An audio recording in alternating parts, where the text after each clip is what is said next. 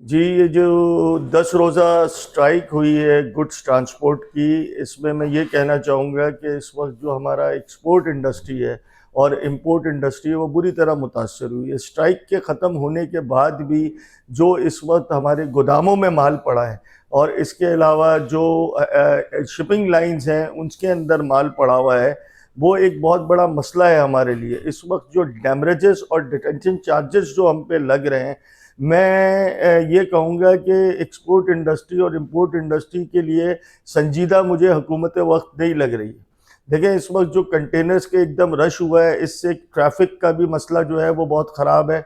इसके लिए proper traffic planning की ज़रूरत है कि इसलिए कि लोगों के हज़ारों लाखों कंटेनर जो है वो गोदामों में पड़े हैं।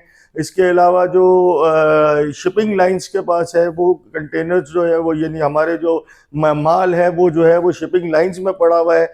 इस वक्त जो है वो डिटेंशन चार्जेस, डेमरेजेस लग रहे हैं।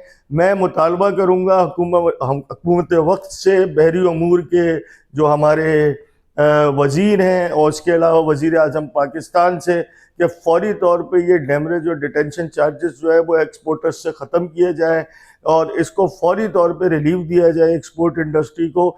इसलिए कि पाकिस्तान में वाहिद एक ज़रिया है इकोनॉमिक इंजन का हमारी एक्सपोर्ट। रोज़ाना की बुनियादों पे जो है वो कहा जाता है, वो बोला जाता है कि एक्सपोर्ट बढ़ाई जाए।